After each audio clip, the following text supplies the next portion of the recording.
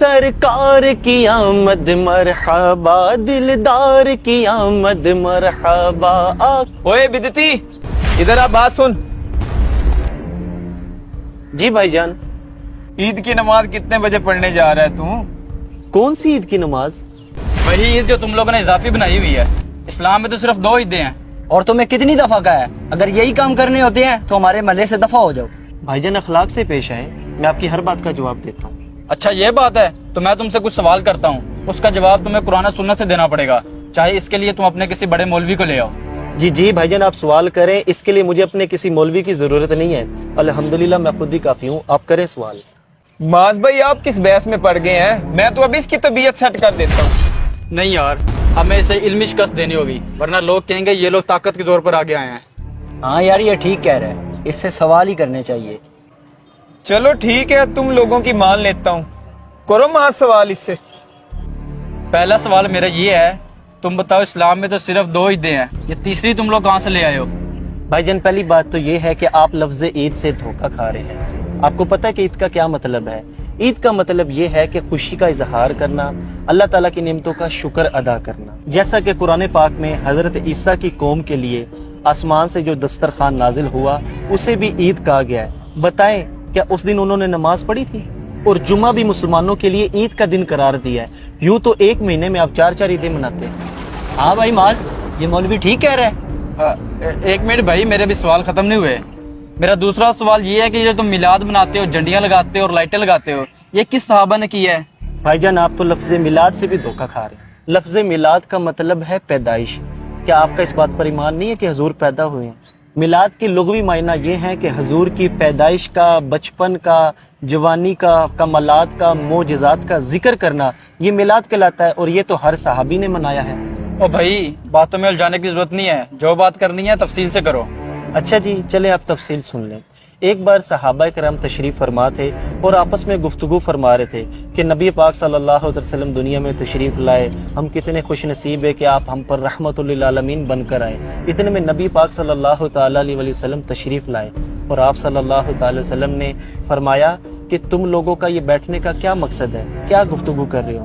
تو صحابہ نے کہا یا رسول اللہ ہم تو صرف یہی باتیں کر رہے ہیں کہ آپ تشریف لائے، ہم لوگ کتنے خوش نصیب ہیں، آپ کی تشریف آوری ہوئی، آپ رحمت للعالمین بن کر آئے ہمارے لیے۔ تو نبی پاک صلی اللہ علیہ وسلم نے فرمایا کیا تم اس بات پر قسم دے سکتے ہو؟ تو صحابہ کرام نے فرمایا یا رسول اللہ ہم قسم دے سکتے ہیں، ہمارا بیٹھنے کا صرف یہی مقصد تھا۔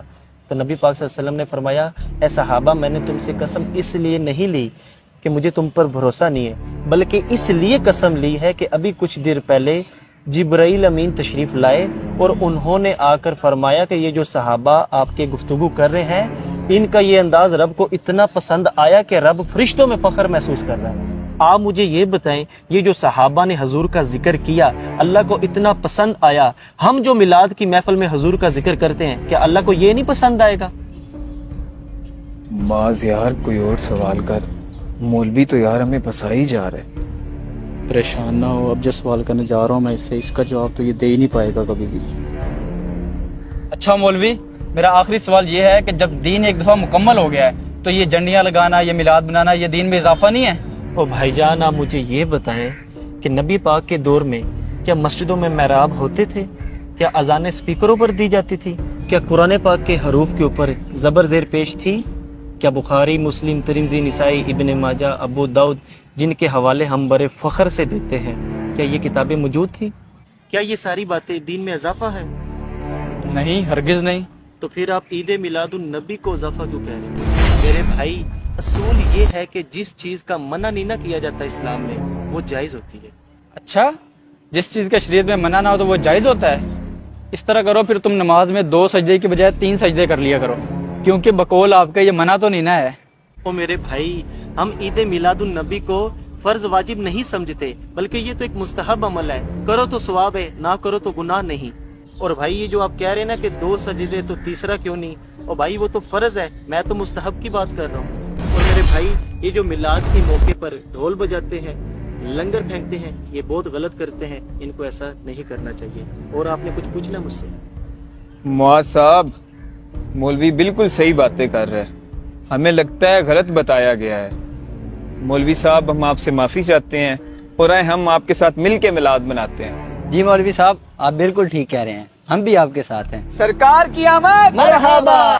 جو لوگ میلاد پر اعتراض کرتے ہیں ان سے سوال یہ ہے کہ یوم صدیق, یوم فاروق اعظم, یوم عثمان غنی یہ کس صحابی نے منایا؟ صرف یوم مصطفیٰ پر ہی ہمیں وسوسے آتے ہیں, حالانکہ نبی پاک صلی اللہ تعالی علیہ وآلہ وسلم کے یوم منانے کا حق سب سے زیادہ ہے, کیونکہ ان کے وسیلے سے ہی ہمیں تمام عیدیں اور خوشیاں نصیب ہوئی ہیں. ہم لوگ ختم نبوت کی ریلیاں نکالتے ہیں, ختم بخاری کے جلسے بھی کرتے ہیں, تب ہمیں بدعت یاد نہیں آتی, حالانکہ یہ سب جائز ہے کیونکہ اس کا منع نہیں کیا گیا. خدارا یہ نفرتیں ختم کریں اور جان کائنات صلی اللہ تعالی علیہ وآلہ وسلم کا دن خوب جوش و جذبے سے منائیں. اگر آپ کو ہمارا میسج پسند آیا اسے شیئر بھی کیجیے اور ہمیں فالو کرنا مت بھولیے. شکریہ.